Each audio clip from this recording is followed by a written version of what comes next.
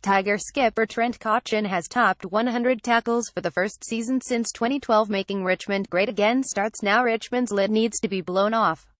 The Tigers sit third on the ladder, the highest they've been at this stage of the season since 1982. They have played 2 bad games for the season, against Adelaide and St Kilda, with 4 of their 6 losses by fewer than 10 points. Dustin Martin is the raging Brownlow favourite, who's on track to take home Charlie. Check out AFL.com.au's Brownlow predictor. And the Tigers are tackling. For the first time since coach Damien Hardwick took over in 2010, the Tigers have a positive tackling differential. That's a change for a Tiger team that last season were the only AFL team to not have a single player lay 10 tackles in a game. And skipper Trent Cotchin is leading the way. In round 19, he passed 100 tackles in a season for the first time since his Brownlow medal-winning season of 2012. Twice he has laid 10 tackles in a game for this season, and he is Richmond's leading tackler. He sits 19th on the AFL's tackle count in 2017 with 106 tackles and needs just 2 more to break his 2012 tally. The Tigers' pressure is forcing turnovers and allowing them to sweep the ball forward with pace, where their 3 ninjas, Dan Rioli, Jason Castagna and Dan Butler, use irregular means to create goals. The Tigers have laid the second most tackles inside forward 50, a huge turnaround from last season when they were last in the AFL. That forward pressure means the Tigers have spent 7.1 minutes more time in the forward half than their opposition, allowing their defense to set up behind the ball. Pressure has made Richmond the hardest team to score against this season, conceding just 77.1 points a game on average.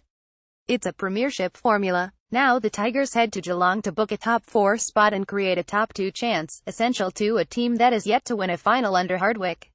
It's a tough ask. Richmond has not beaten the Cats anywhere since winning at Simons Stadium in round 9, 2006. The Tigers have lost 19 of their past 20 games against Geelong. They've only scored more than 100 points at Simons Stadium once this century. Not one player on the list has been involved in a win against the Cats wearing a Richmond jumper.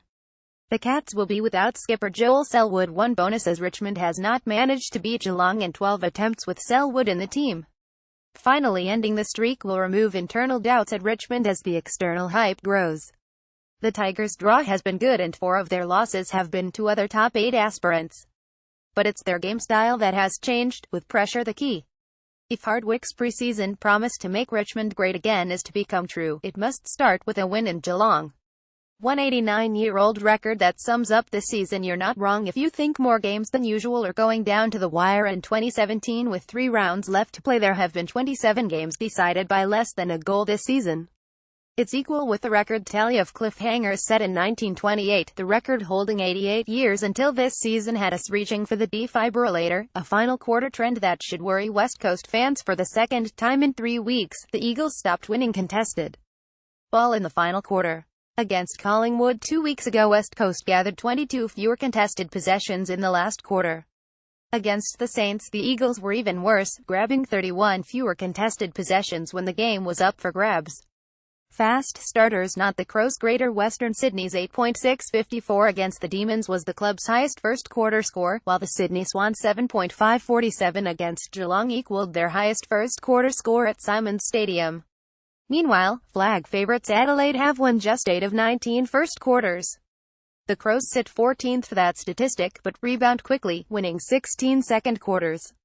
The Crows must benefit from chats in the huddle with coach Don Pike, because they lead the competition for final quarters 1-2, with 15 last quarter wins this season.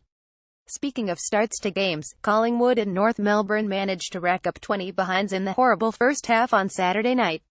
It's the most behinds kicked in a half at Etihad Stadium. Read more from the stats files. The run home Tigers loom large, Eagles fall.